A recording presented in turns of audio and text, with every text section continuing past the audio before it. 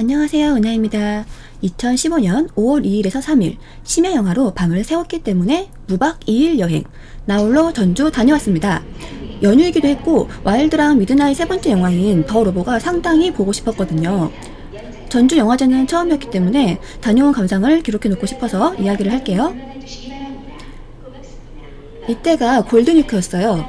5월 1일 금요일 근로자의 날부터 시작해서 5월 5일 화요일까지 월요일 하루를 월차를 받거나 하면 무려 5일을 연달아 쉴 수 있었습니다. 게다가 어린이날이 낀 연휴. 그리하야 어떤 곳이든 사람 무럭 복작은 어느 정도 예상이 된 상태였다 이거지요. 그런 거로 제가 갔을 때 전주는 말 그대로 관광 피크 상태였다는 건 어느 정도 염두에 두어야 할 부분입니다. 저는 전주를 두 번째 가는 거였어요. 이번에 간 게. 2년 전에 한번 한옥마을 위주로 구경을 싹 했거든요. 2013년에. 그래서 이번 목표는 영화제, 그리고 한옥마을이 그 사이에 어떻게 바뀌었나, 야시장 구경, 이렇게 셋으로 잡고 갔습니다. 그럼 먼저 이 기간에 전주를 찾은 분들이 공통적으로 느꼈을 불만부터 일단 이야기를 할게요. 바로 교통이죠.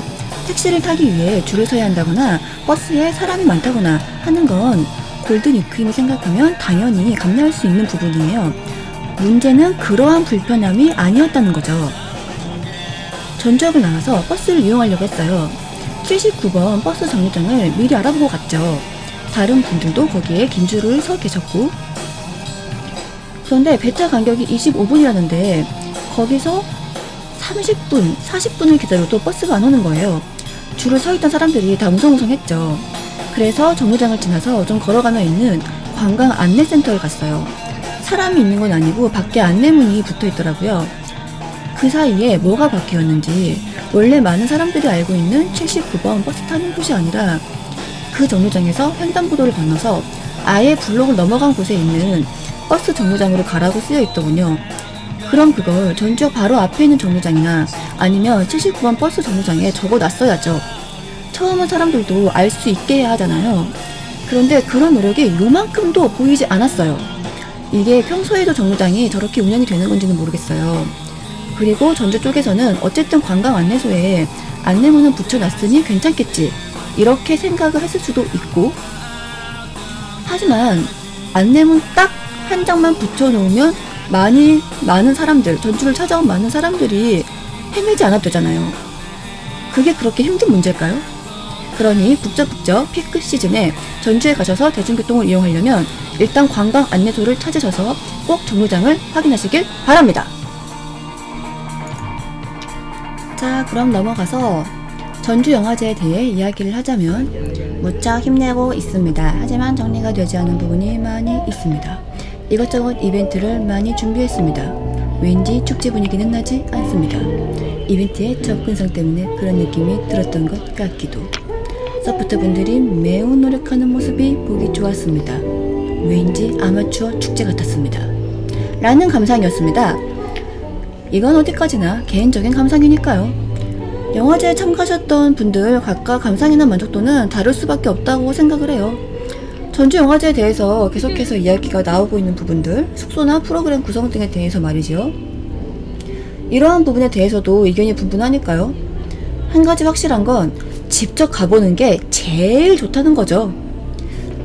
전주 영화제를 처음 참가하러 가는데 알면 좋을 것들 몇 가지. 첫 번째는 영화 예매. 영화 예매가 시작되기 전 영화제 홈페이지에서 미리 나만의 시간표를 만들어 두세요.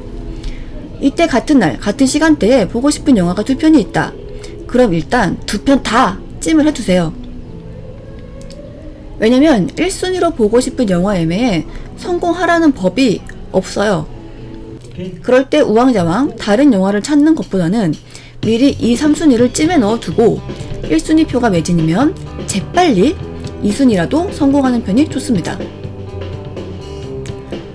제가 예매했을 때에는 미드나잇 시네마는 11시 예매 시작하고 1시간 이내에 매진, 그 외 작품들도 오후 2, 3시 그 정도에 거의 매진이 되더군요. 그러니 부지런히 빠르게 일어나서 예매하는 게 제일 좋습니다. 현장에서 여분표를 팔기도 하는데 아무래도 원하는 작품을 꼭 볼 수 있을 거라는 확신은 없으니까. 다르게 이야기하면 근처에 사시는 분들은 예약이 없어도 현장분이 있으면 보실 수 있으니까요. 영화제에서 어떤 영화를 하나 한 편쯤 볼까? 하면 보시는 것도 나쁘진 않겠죠? 두 번째는 숙소. 저는 이때 미드나잇을 보고 바로 올라와서 무박이 되었지만 원래는 하루 더 있을 예정이었던지라 숙소를 잡았다가 취소를 했거든요. 제가 2주 전에 숙소를 잡았었는데 이때 이미 대부분 게스트하우스가 예약 완료 상태였어요. 그러니 원하는 숙소를 잡으려면 이것도 미리미리. 당일에 가보니 한옥마을 안쪽이나 거리 곳곳에 빈방 있음 표시가 있는 곳이 있긴 해요. 하지만 그런 숙소를 찾아내야 한다는 압박감이 있으면 아무래도 여행을 즐기는데 좀 방해되겠죠? 세 번째, 각 장소 이동에 걸리는 시간. 전주역에서 영화의 거리까지는 버스로 대강 30여 분 걸려요. 그런데 이건 어디까지나 버스로 이동만 하는 시간이고 차를 잡는 시간, 또 도보로 이동하는 시간, 셔틀버스가 출발하는 시간, 길이 막힐 수 있다는 점들 등등을 잘 염두에 두셔서 영화 시간표를 짭시다. 사실 제가 2시에 하는 영화를 현장 예매를 하나 노리고 갔어요.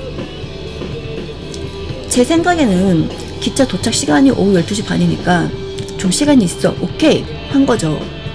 하지만 제가 영화의 거리에 도착한 시간은 오후 2시를 넘겨서였다는 거. 버스 타는 곳 헤매기, 골든이크로 길막히기 콤보가 시전이 되니까 그렇게 되더군요. 그러니까 전주 도착해서 첫 영화는 특히나 시간을 넉넉히 생각을 합시다. 그리고 영화의 거리에서 전주 효자강까지도 차가 밀리면 30분 넘게, 빨리 빠지면 10분에서 15분 그 정도 걸려요. 그러니까 이거 이동 시간도 잘 생각을 해야겠죠? 네 번째는 미드나잇 인 시네마를 보시는 분들. 영화를 보고 나오면 바로 버스가 다니는 시간이 아닙니다. 그리고 택시도 상당히 잡기 힘들어요. 그러니 전주 콜택시 번호를 알아오시는 게 좋고요. 택시 그냥 콜로 부르시는 게 제일 좋습니다. 다섯 번째로 서포터 가입에 대한 것.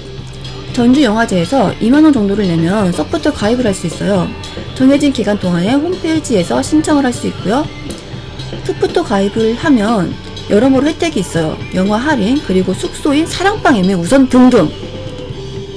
사랑방 예매 우선권이 주어지면 영화제 기간 동안에 숙소를 찾아야 하는 압박감은 많이 덜 수가 있죠. 그리고 한 번 가입하면 매년 혜택을 받을 수 있고요. 3년 연속 영화제에 참여를 하지 않을 경우에는 이 특전이 제로가 되는 듯 합니다만, 그러니까 계속 영화제를 즐기고 싶다 하시는 분들은 서포터즈를 가입하시면 유리합니다.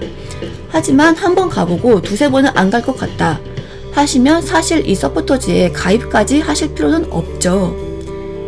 그러니까 자기가 몇 번이나 앞으로 이 영화제를 즐기러 갈지를 잘 생각을 하고 판단을 합시다.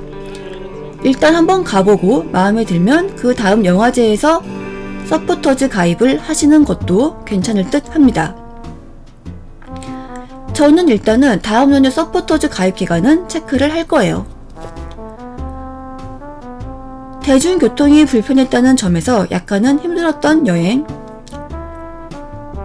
하지만 전주 분들의 배려 그리고 친절함, 영화 자체의 매력은 매우 좋았던 여행. 전주 영화제 자체는 여러가지 생각은 들었지만 앞으로 더 좋아지는 모습 보고 싶습니다. 우리나라에서 더 다양한 영화제가 곳곳에서 열릴 수 있도록. 내년에도 기회가 되면 전주 영화제 즐기러 가고 싶네요. 그럼 한옥마을이랑 야시장 이야기는 이 다음으로 패스. 나중에 배워요. 쫑.